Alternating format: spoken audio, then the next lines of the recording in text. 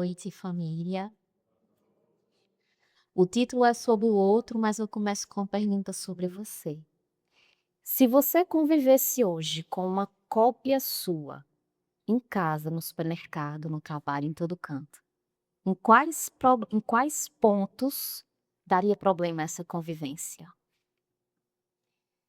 A gente sabe hoje com as redes sociais o quanto as pessoas estão postando cada vez mais o que é certo, o que é errado, o que tem que ser, o que não tem que ser, meias verdades, vida perfeita. E nesse tanto de coisa que a gente consome, fica cada vez mais difícil a gente olhar para a gente e a gente olhar para o outro com satisfação. Parece que tudo está errado, tudo está defeituoso. As nossas mentes, elas estão sendo como se fossem ensinadas, pouco a pouco, no que a gente consome, que a vida, a gente tem que absorver uma vida que gere pouco esforço. As coisas têm que vir com pouca luta.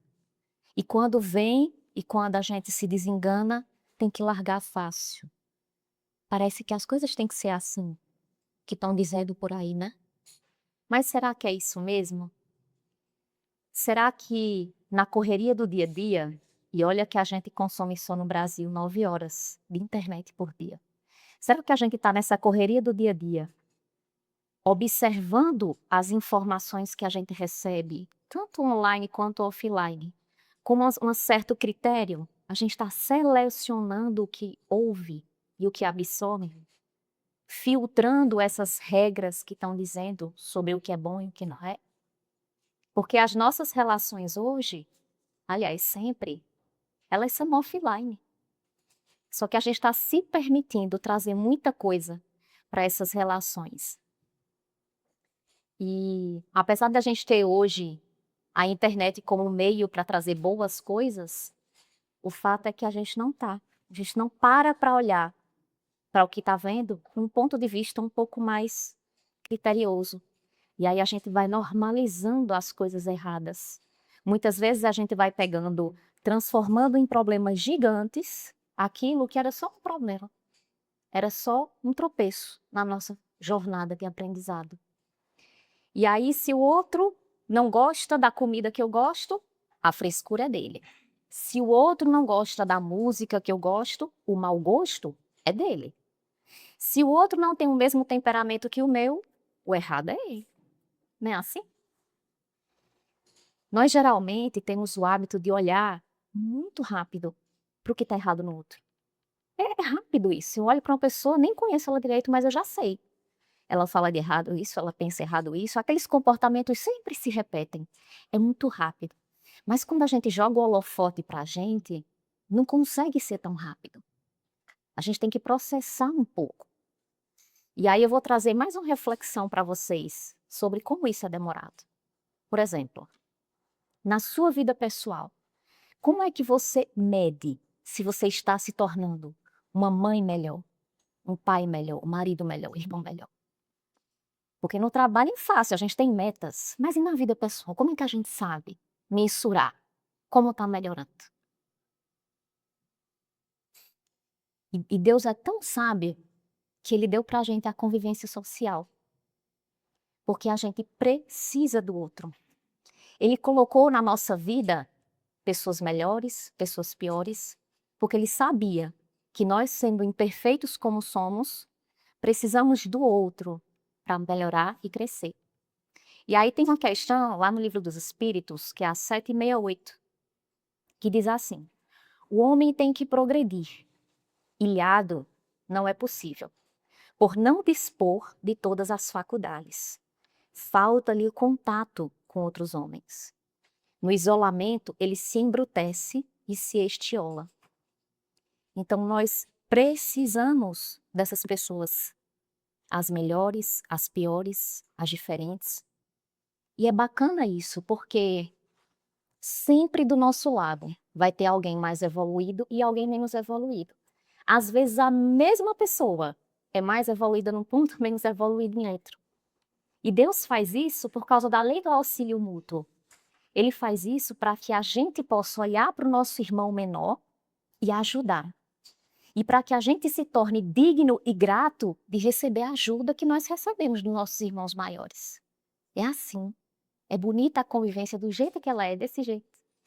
E aí, voltando para sobre a dificuldade que a gente tem de enxergar nós mesmos, olhar o outro é fácil, porque o outro é só observação. Eu olho para você, eu sou juiz, mas eu olho para mim, eu sou juiz e réu. Eu preciso renunciar, não só observar. Eu tenho que renunciar à imagem que eu construí do que eu acredito que eu sou. Não é nem do que eu sou, é do que eu acredito que eu sou. Então dá um trabalho, é um baita desafio olhar para mim.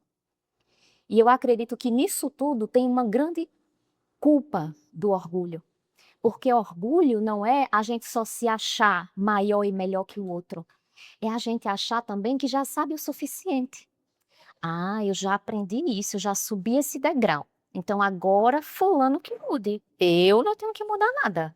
Já cresci, já evoluí. Isso também é orgulho. E talvez por isso seja tão fácil perceber o defeito no outro, mas a justificativa é minha. Eu consigo aplicar a regra para o outro, mas a exceção, ela é minha. É tão fácil perceber no outro o que precisa mudar, mas é tão doloroso você observar que está incomodado com o outro e se perguntar, o que é que eu tenho que aprender com esse incômodo? Porque ele está comigo não é à toa. Geralmente, deixa eu botar aqui. Geralmente, o defeito que a gente vê no outro, aparentemente parece algo superado em nós. E daí, por isso, a gente se coloca naquela situação. Meu Deus, isso é tão fácil, é tão simples, por que que o outro não cresceu ainda? E aí vem aquela sua vozinha da consciência, que eu espero que seja da consciência, se perguntando, mas quem disse que o fulano tem que aprender nesse tempo? Quem disse que esse é o tempo de aprendizado dele? Porque nós olhamos para o capítulo do outro, do livro do outro, pelo nosso marca-página, pelo lugar que nós estamos hoje. Só que aquilo que é tão óbvio para você, aquilo que você faz tão fácil, possivelmente você não aprendeu aqui. Foi resultado de muitas quedas, muitas escolhas erradas, muitas encarnações. O que é óbvio para você não levou uma vida, possivelmente, para você aprender. É só você parar e pensar. O que é que para você é tão fácil hoje? Assim, tira de letra. Pode ser na profissão, pode ser na família, pode ser a forma como você lida ou gerencia as coisas. É fácil para você? Será que você acertou sempre? Será que você sempre tomou as melhores escolhas? Não, não. Porque muito do que nós acertamos veio de muitas existências atrás. Começou lá atrás. Aí a pergunta que fica é: então por que que eu vou exigir do outro que em meses, em anos, ele aprenda algo que eu levei possivelmente existências? Por que essa pressa? O progresso não é uma corrida minha com ele. É uma corrida de cada um com cada um. Então, nosso papel não é forçar a caminhada. O nosso papel é dar ao outro a dignidade para que ele siga o seu próprio caminho. É dar a ele a lanterna para a escuridão que ele está encontrando. Agora eu quero que você preste muita atenção, porque às vezes a gente se depara com situações na vida em que a gente não sabe o que fazer com aquela informação. E às vezes a gente interpreta ela errado. Aquilo incomoda. É chato ouvir aquilo. A minha intenção aqui hoje é realmente incomodar. Quero ver pessoas aqui saindo falando aquilo ali, não gostei de ouvir aquilo, mas eu quero que você não goste mesmo. Porque na zona de conforto a gente não muda, não. Mas eu não quero que você entenda errado o que eu vou dizer, porque isso é importante. Uma das maiores causas de problemas nos relacionamentos, e aí eu falo tanto fraterno quanto conjugal, uma das maiores causas é a falha da comunicação. É o fato da gente não comunicar amor, por exemplo, para as pessoas. É o fato da gente não alinhar expectativas, da gente não falar o que sente, o que espera, da gente não ouvir. São pais que nunca comunicaram para os filhos o amor que sentem, o quanto eles são especiais, o quanto foram desejados. São filhos que ficaram quietinhos ali, sem falar para o pai que sente falta, que aquela palavra sempre magoava, que esperava que a família fosse assim, o assado. São pessoas que às vezes casam sem nunca conversar. Quais são seus valores? Quais são suas convicções? O que é que você acredita sobre isso, sobre aquilo? São pessoas guardando mágoas e mágoas, porque vivem supondo. Supondo que o outro pensou, supondo que foi dito aquilo porque aquele acontecimento, porque aquele silêncio, porque aquilo. E são tantas suposições sem nenhuma resolução, sem nenhuma conversa, sem nenhum alinhamento. São pessoas que até conversam, mas que na hora de colocar na mesa aqueles tópicos e aqueles temas, colocam junto suas emoções ruins. Então aquela conversa nunca é uma conversa de alinhamento. Ela é uma conversa para se vomitar, rancor, raiva, apontar dedos, colocar culpados, mas encontrar caminho nunca é. Então essa falha na comunicação é o que mais traz obstáculos e problemas para um bom relacionamento. Nós precisamos olhar mais para a nossa comunicação, olhar mais no olho, se colocar um pouquinho que der no lugar do outro, escutar mais. A gente precisa olhar mais para o defeito do outro com maturidade, para que a gente possa ser instrumento de Deus naquilo, para que a gente possa ser o irmão que aponta o ajuste, não o carrasco que humilha. Porque não é assim que a gente quer que nosso mentor, nosso benfeitor seja com a gente. É isso que ele faz com a gente? Não.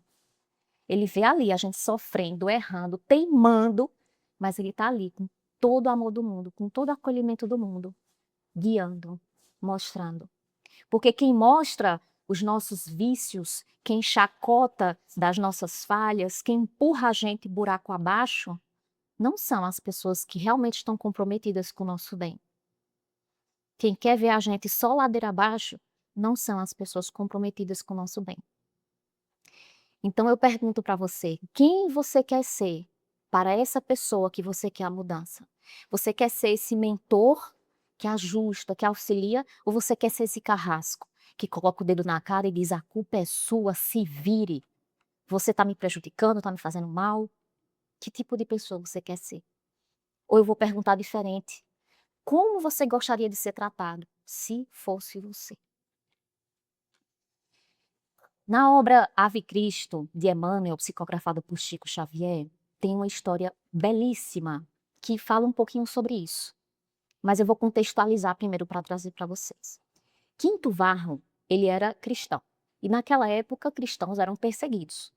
E ele tem um filho chamado Tassiano. Esse filho, ele não gostava do cristianismo, ele seguia as tradições romanas. E chega um momento que ele se torna um perseguidor da fé, consequentemente o perseguidor do pai. Então o pai fica transtornado com aquilo ali. Fica assim, sem consolo.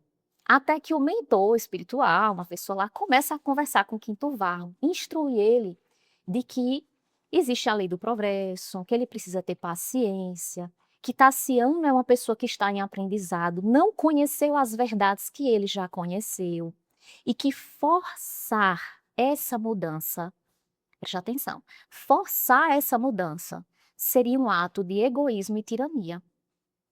E aí eu vou ler para vocês um trechinho que ele fala para Quinto Varro, que é muito bacana, então tem que ler mesmo. Não reclames dele aquilo que ele ainda não pode dar. Ninguém se faz amado através da exigência.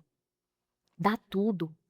Aqueles que desejamos ajudar ou salvar nem sempre conseguem compreender de pronto o sentido das nossas palavras, mas podem ser inclinados ou arrastados à renovação por nossos atos e exemplos. Em muitas ocasiões na Terra, somos esquecidos e humilhados por aqueles a quem nos devotamos.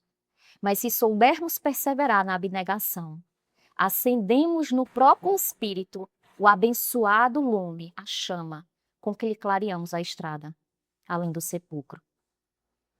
Tudo passa no mundo. Os gritos da mocidade menos construtiva transformam-se em música de meditação na velhice. Ou seja, a bagunça que a gente vive na adolescência, lá na frente vai ser aprendizado. Ampara teu filho, que é também o nosso irmão na eternidade. Mas não te proponhas escravizá-lo ao teu modo de ser. Não te proponhas escravizá-lo ao teu modo de ser. Ele não vai mudar pelo seu jeito.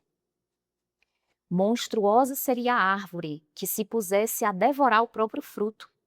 Condenável seria a fonte que tragasse as próprias águas. Os que amam sustentam a vida e nela transitam como heróis. Mas os que desejam ser amados não passam muitas vezes de tiranos cruéis. Só trazendo uma explicação desse final. Porque muitas vezes a gente pensa na mudança do outro. Mas pensa por quê? Porque quer ser acolhida, porque quer que o outro lhe compreenda, quer que a convivência seja melhor. Quando a gente pensa nisso, acaba sendo um pouco egoísta. Ele está dizendo aqui: os que amam sustentam a vida e nela transitam como heróis. Que a gente pense na mudança do outro pelo bem do outro. É legítimo que a gente queira ver a melhoria, mas o bem não combina com impaciência, com intolerância, com arrogância, com violência. Essas palavras nem combinam com bem. Então, o máximo que você pode conseguir é que, agindo dessa forma, forçando, o outro até se adeque, até tem esse comportamento, mas seja da boca para fora. Mas e para dentro? Você se importa? Você realmente se importa de pensar quem essa pessoa está se tornando? Como o caráter dela está sendo moldado enquanto eu despejo humilhação, reclamação, lamúria? O que é que ela está pensando sobre isso? Com seus gritos, com suas coisas. Isso também incomoda você? Você quer saber quem ela está se tornando e mudando por dentro ou você só quer o comportamento dela por fora? Porque se você estiver genuinamente comprometido com a reforma íntima dessa pessoa, preste atenção nas coisas que a gente vai conversar aqui agora, que eu tenho certeza que vão ter muitas ideias e muitos insights para que você possa entender como agir nesse processo de aprendizado. Divaldo Franco uma vez estava conversando com uma pessoa e essa pessoa estava lá jogando reclamações acerca de um familiar, que ele também conhecia esse familiar. E essa pessoa falando: nossa, fulano, porque fulano era assim, não é mais, fazia tal coisa, não faz mais, outras coisas já não, nem no centro tá vindo. E ele deixou essa pessoa morrer de reclamar. No final, com toda a paciência do mundo, ele olhou para ela e falou assim: não cobre do outro o que a sua consciência cobra de você. Você já foi assim, você já falhou nisso, mas você cansou de falhar. Ele está começando agora. E a questão 894 do Livro dos Espíritos complementa isso, essa reflexão. Porque ela pergunta assim: por que existe diferença? Tem algumas pessoas que parecem que puxam força das tripas para fazer um bem, enquanto a outra está ali, faz tão fácil, com tanto desdém. Por que essa diferença? E quem é que tem mais mérito? Quem se esforça mais ou quem se esforça menos? E aí na questão tem a resposta. Aquela que faz fácil, o bem é para ela um hábito. Sabe por quê? Porque lá atrás, nas outras existências, ela já sofreu, ela já penou, mas ela triunfou. Então aquilo para ela hoje é fácil. Essa aqui está começando agora. Ambas têm um mérito, mas estão em momentos diferentes da sua jornada. E aí pode ser que alguém aqui silenciosamente esteja pensando agora no seu filho. Pronto, então eu já não posso forçar. Tenho que deixar cada um no seu caminho. É isso que a Lânia está falando? Não, a Lânia não está falando isso. Não escolham ficar com a interpretação errada para justificar uma falta de ação certa. Porque Jesus não ensinou para a gente omissão. Ele não disse: larga o povo, que o povo se vira, cada um no seu caminho. Não, ele ensinou responsabilidade com amor. Então, quando a gente escuta se coloca nessa questão, será que eu devo, como eu devo orientar? A gente tem que imaginar que não é pensando até onde eu devo ir, mas qual é exatamente o meu papel no aprendizado do outro. Onde eu entro na história do outro, com respeito, mas com impacto para ajudá-lo realmente, como esse mentor, não como carrasco. E aí eu trago para vocês uma parábola pequena, mas poderosíssima, que está lá em Mateus 4, 26 a 29. Chama-se Parábola do Crescimento da Semente. Então eu vou ler para vocês, depois a gente vai conversando sobre ela. Dizia-lhes: o reino de Deus é como o homem que lança a semente sobre a terra. Durma e se levante noite e dia, e a semente germine e se alongue, não sabendo ele como. A terra, de forma autônoma, frutifica. Primeiro o ramo, depois a espiga, depois o grão cheio na espiga. E quando o fruto der, imediatamente envia a foice, porque chegou a ceifa. É um pedacinho tão pequeno para mostrar lá a imagem de um homem semeando e a semente germinando. Mas ela traz, pelo menos até onde eu consegui absorver, 4 lições importantes. A primeira, está lá no trechinho. O reino de Deus é como o homem que lança a semente sobre a terra. É o homem quem semeia. É o homem quem prepara a terra, joga a semente, mas existe um limite. Existe um momento em que deixa de ser o papel do homem e passa a ser o papel de Deus e da obra dele. O homem não pode botar a mão na terra e dizer, minha filha, nasça, cresça. Não pode. Ele não pode forçar a germinação, mas é o papel dele a semeadura. E a gente precisa entender que a gente não pode controlar e querer controlar o que acontece depois da semeadura. É fazer a nossa parte bem feita e depois entrega para Deus. Porque nós somos colaboradores da obra de Deus. É por isso que a gente tem que confiar. A gente não pode querer que o outro aprenda no nosso tempo, no nosso repertório, na nossa forma de enxergar. Fazemos até onde podemos. E aí vem a lição 2, desse pedacinho que diz: a semente germina e se alonga, não sabendo o homem como. Ainda que o mundo atrapalhe, ainda que você não saiba, ainda que você não perceba, ainda que você nem concorde, Deus tem um jeito de funcionar na nossa vida, de implantar nos nossos corações o reino dele. Não é do seu jeito, é do jeito dele, é na regra dele, na lei dele. Então a gente tem que entender isso. A semente vai germinar. Eu vou fazer a minha parte e eu confio em Deus e na obra dele. Então a gente pensa, fulano não mudou nada. Misericórdia, eu tô aqui, ó, já fiz isso e fulano não mudou nada. Quem disse que fulano não mudou? Você tá querendo olhar os frutos, olhando para a raiz, ou para a superfície, e Deus está olhando para a raiz. Você tá vendo alguns dias, alguns meses, essa vida. Deus está olhando várias existências. Então, o que parece que o outro não está mudando nada, aos olhos de Deus, está sim. Está sim, porque a lei do progresso não para. E existe, graças a essa lei, a frasezinha que diz: ninguém consegue impedir aquilo para o qual foi criado. Você vai tornar o seu caminho mais doloroso, mais difícil, mais lento, mas você vai chegar onde Deus planejou que você chegasse. Só você diz se vai ser um caminho mais suave ou não.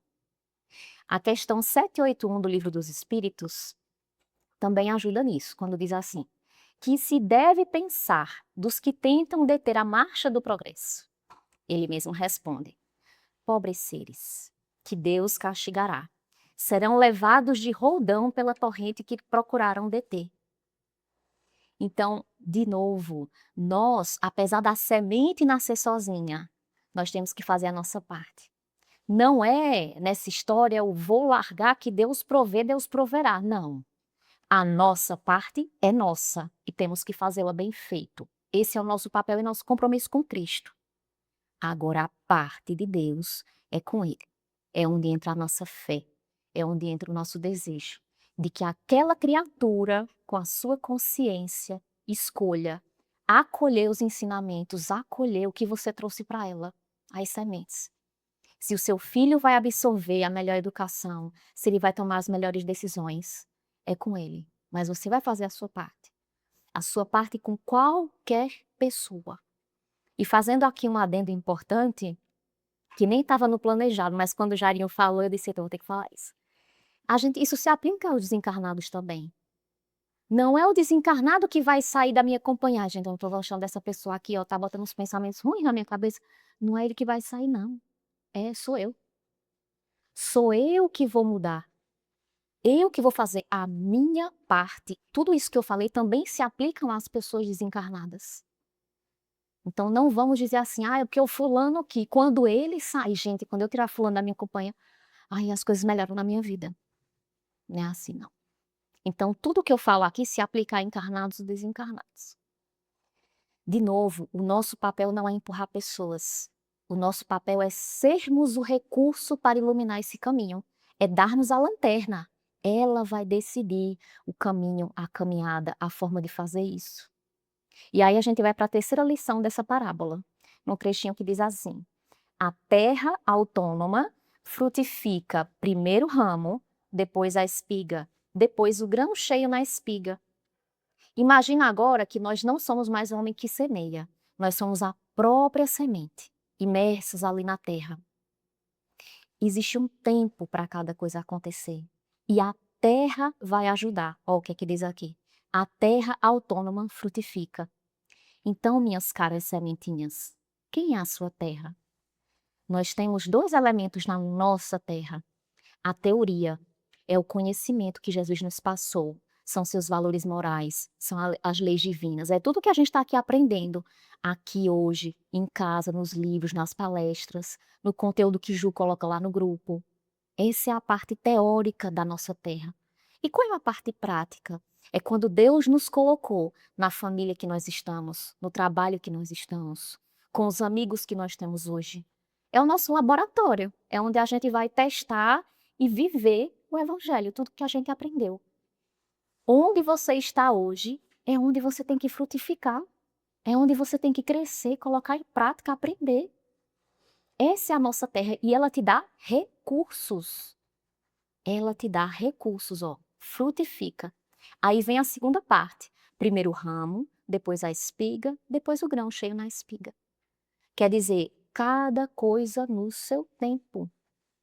A gente não pode querer muitas vezes apressar e nem pode julgar o outro porque o outro parece não ter melhorado. Ele está no ritmo dele. Às vezes ele ainda está criando as raízes e você já está querendo julgar e querer os frutos.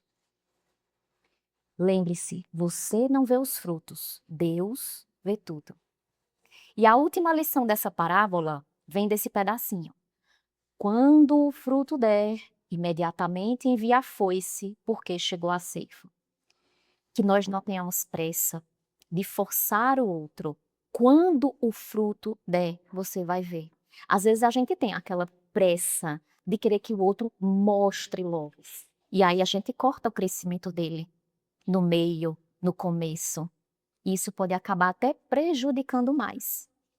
Então, que nós lembremos que o nosso papel não é forçar a germinação, mas é sermos colaboradores da obra de Deus. Ele deu um papel para a gente e a gente vai cumprir aquele papel. O resto é com ele. E eu queria trazer só mais uma situação ilustrativa de como é que a gente não força. Lógico, vale para tantas outras coisas, mas eu queria trazer uma situação, vamos supor o caso de uma mãe de família. Essa mãe de família é casada, tem um filho, ela trabalha, etc. E ela julga que não está recebendo apoio, então ela está muito sobrecarregada. O que é normal? Chegar para o marido e falar: marido, você está me chateando, só está com seus amigos, só está com seu videogame, você não ajuda nada, e o nosso filho, e não sei o quê, e aquela lamúria, aquela lamúria. Isso é cobrança. Talvez esse marido nem entenda, nem dê ouvidos, não responda do jeito que é para responder. Porque quando as pessoas se sentem atacadas, diminuídas, elas não entendem o recado. E agora eu estou falando agora pela minha profissão lá fora, que é comunicação. Não entendem. A gente não pode colocar os dedos nas pessoas, elas não entendem o recado. Mas essa mãe, ela poderia fazer diferente. Ela poderia sair da cobrança para a responsabilidade. É chamar o marido, por exemplo, e falar: marido, vem cá. Eu acredito que, pelo que eu estou observando, nosso filho não vai dar sinais de que está se tornando a pessoa que você quer que ele seja. E criança nessa idade não escuta palavra, ela escuta exemplo, o que você faz. Eu posso até educar, eu posso até fazer tudo, mas você sendo o homem da casa, ele vai se espelhar em você em alguma coisa. E eu não sei o que fazer sobre isso. Nessa mesma fala, não existe cobrança, existe responsabilidade, consequências. Eu quero entender qual é o seu papel, como é que você vai fazer essa parceria, como é que a gente vai chegar lá. Pode ser que esse homem do exemplo, ele não mude, ele continue fazendo alguma coisa, fingindo que nada. Mas aquela vai ser, pela primeira vez, a semente com maior chance de brotar. E não vai ser a única semente. Você vai semear outras vezes, de outros jeitos, de formas diferentes. O que importa é que a gente saiba exatamente qual o nosso papel no processo de mudança do outro. Olha que bacana nesse exemplo. Ele começa a perceber aonde a ação dele reflete. Antes parecia só implicância, agora ele vê.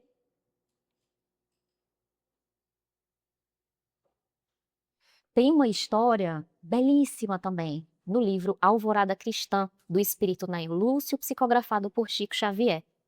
Chama-se A Pregação Fundamental.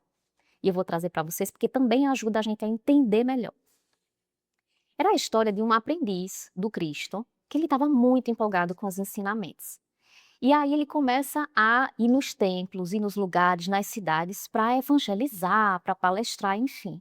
Só que chega uma hora que ele tem que arranjar como custear aquilo ali. Ele estava dormindo fora, estava viajando, e ele pede um emprego na casa de um senhor. Só que esse senhor não era nada religioso, nem cristão direito era. Era daqueles senhores tirânicos, que maltratavam. Todos os funcionários, eles sempre faziam uma condição de trabalho bem ruim, bem pesada. E chegou uma hora que ele não aguentou mais. Ficou pesado, ele não conseguia nem ter tempo, nem energia para continuar evangelizando nesses templos e lugares. E ele pediu demissão. No dia que ele pediu demissão, ele falou assim, sabe, jogando toda a sua mágoa fora. Então ele disse assim, o chefe perguntou, por que você está saindo? E ele disse, eu quero ser livre para melhor servir a Jesus. Não posso, pois, aceitar o cativeiro da sua casa. É uma forma chique de dar uma esculhambada no chefe. Mas ele saiu e nesse dia ele ficou tão feliz que ele ficou viajando, andando, pregando e evangelizando até mais de meia-noite. Ele andou muito em vários lugares e foi dormir. Quando foi dormir, eis que quem aparece para ele no seu sono? Jesus. Só que Jesus estava lá cabisbaixo, triste, acabrunhado.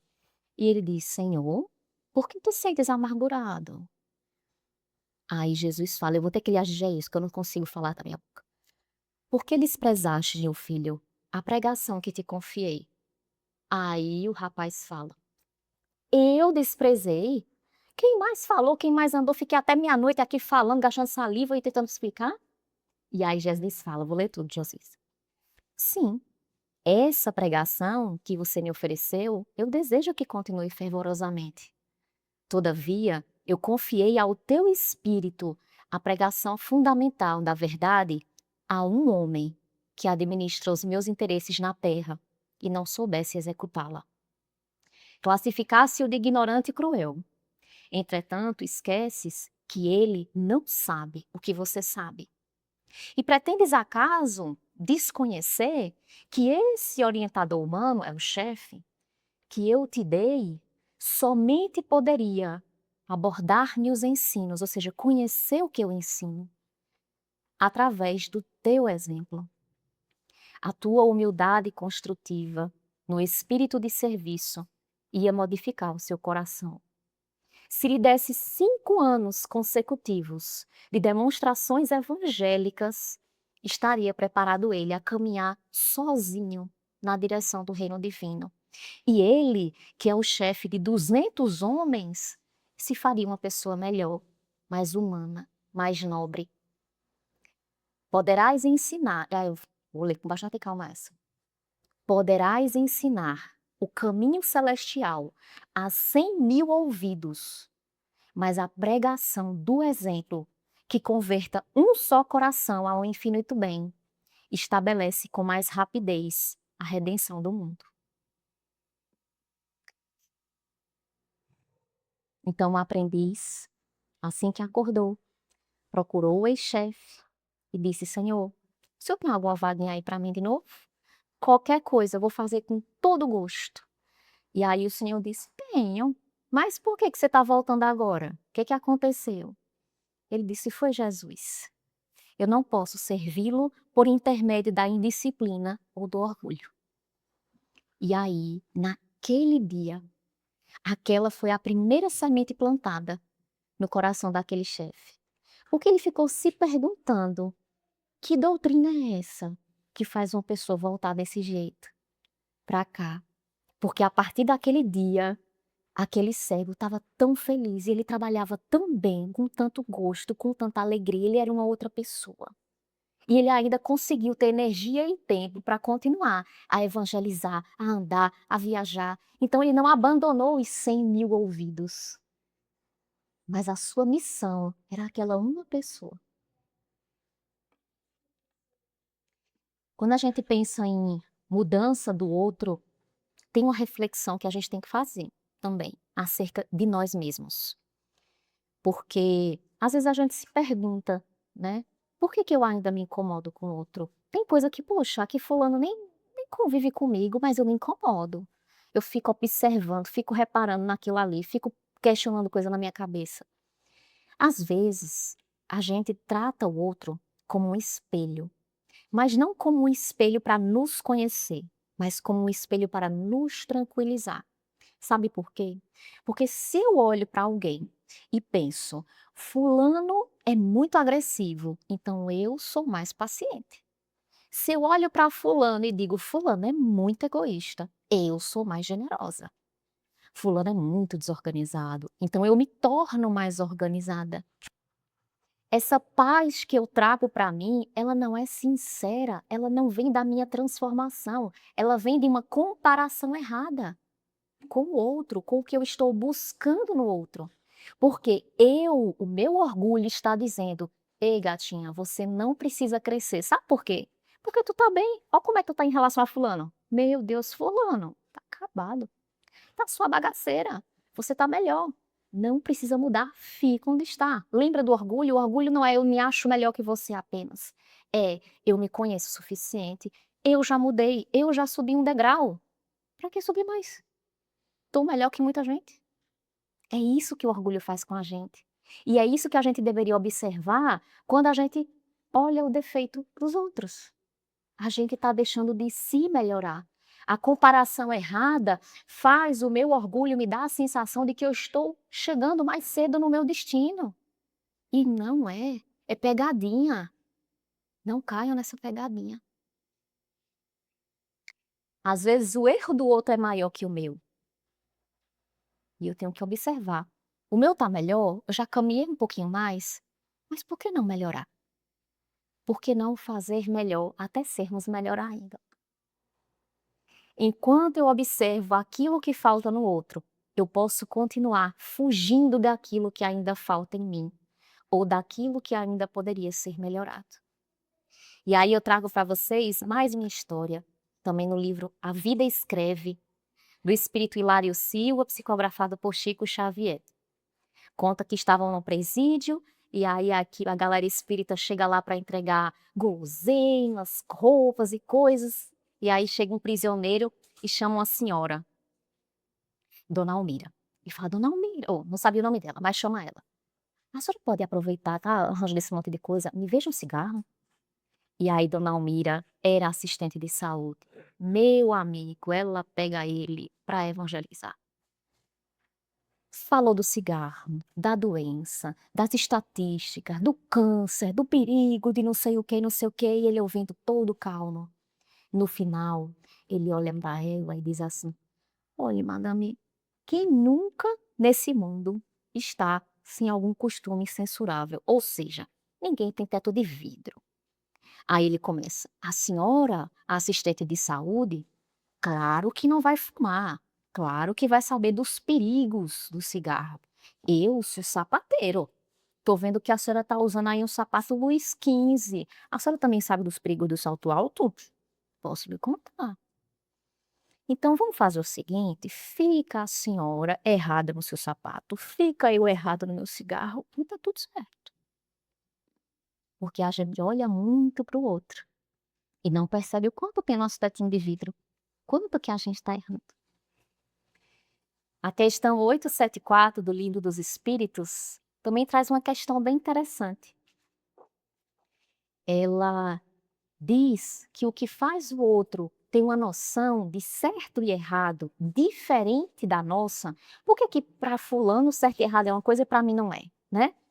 É justamente porque a forma como nós enxergamos o conhecimento, as emoções que nós temos, é através de uma lente falsa das nossas paixões inferiores. É o que eu já venho dizendo a vocês desde o começo da palestra. Nós buscamos conhecer a verdade porque a verdade liberta. Mas aí, quando nós encontramos essa verdade, muitas vezes nós costumamos trazer interpretações erradas sobre ela, porque a gente não dá conta de mudar a nossa inferioridade. Ô mulherzinha, é isso, é. Aí se eu entendo que é isso, eu tenho que mudar. Não, não, não, não, não. Aí já vai trocando a interpretação para não trocar a atitude. A gente ainda não está pronto para abandonar aquela inferioridade. Então, enquanto nós não colocarmos de verdade no lugar de querer a mudança, a gente vai continuar dando desculpa, dando justificativa, dizendo que o problema é 100% do outro, quando tem uma boa cota que é nossa. A gente vai continuar atribuindo a coisas fora do controle aquilo que a gente já pode resolver. E nesse mundo, que hoje está um mundo tão caótico, né, com tantas opiniões tão divergentes, com tanta coisa que parece que está fora do lugar, a gente tem que lembrar que é através dessa bagunça e desse caos que a gente se impulsiona para Deus. Parece contraditório dizer isso, mas é. Porque, de novo, é fora da nossa zona de conforto que a gente cresce. Quando a gente vê aquele caos e vê aquelas coisas que se chocam com o que a gente acredita e a gente faz, a gente volta a se questionar para reafirmar ou para mudar de opinião se a gente tiver errado. Mas, porque ainda não temos a noção completa, correta do que é certo e do que é errado, a gente vai precisar conviver com esses contrastes. Eu não conheço a luz absoluta, eu ainda preciso da treva para comparar e saber o que é luz. Eu não conheço o amor que não seja ainda um amor com um pouco ciumento, um pouco não sei o quê. Eu ainda vou precisar ver outros sentimentos para entender aquilo ali. Ah, é assim. A gente ainda precisa, infelizmente, conviver e ver com algumas coisas ruins da vida para que a gente possa ter a noção do que é certo, do que perseguir, do que é bom e justo. Então, que a gente possa ter olhos de ver, ouvidos de ouvir e vontade de andar e perseguir. Por fim, essa também é maravilhosa essa história. Tem no mesmo livro, A Vida Escreve, uma história linda chamada O Mais Difícil.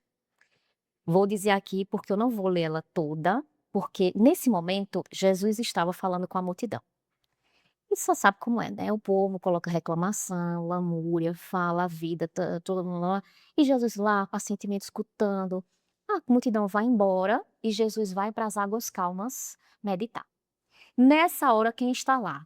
Tadeu, Tiago, João e Bartolomé. E aí pensaram, rapaz, a multidão foi-se embora, Jesus está ali, a gente está aqui, que oportunidade incrível. Vamos ali conversar e aprender mais. É o que essa história faz. Então a história é repleta de perguntas e respostas, igual a que a gente vê no Instagram, né? Bate bola com, pronto, bate bola com Jesus. Ele começa a perguntar e Jesus respondendo, de bate e pronto. E aí no final da história, fica assim, Tadeu pergunta, mestre, qual é para todos nós o mais alto dever? Aí ele diz: amar a todos servindo sem distinção. Pronto, nessa hora os discípulos disseram: não, não, não, tem condição não. Amar a todos servindo sem distinção, porque ó, fulano só vem com ingratidão. O outro fulano ali reclama, o outro faz isso, o outro faz aquilo, e tomem a reclamar. Chegou uma hora que João meio que interrompeu e falou assim: tá bom, certo, Senhor, vamos próxima.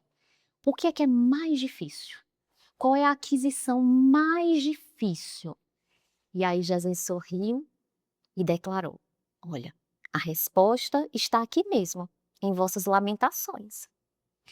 O mais difícil é ajudar em silêncio, amar sem crítica, dar sem pedir, entender sem reclamar. A aquisição mais difícil para nós se chama paciência. Então, eu queria aproveitar o fim do nosso encontro para que a gente pudesse refletir lá naquela pergunta. Se você convivesse com uma cópia sua hoje, quais os pontos que essa convivência traria problemas? Que nós possamos começar a olhar mais para nós e entender que a reforma do outro começa pela nossa reforma, porque o exemplo arrasta. Lembra da história de Jesus? O exemplo arrasta mais do que a palavra. E o exemplo humilde, persistente no bem, é um convite à mudança do próximo, porque respeita o tempo do outro, o repertório do outro, o jeito do outro funcionar. Que nós possamos ser mais exemplos.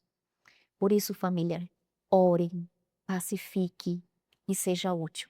Seja a parte boa da vida de alguém, porque Deus é justo e a vida devolve. Muito, muito obrigada.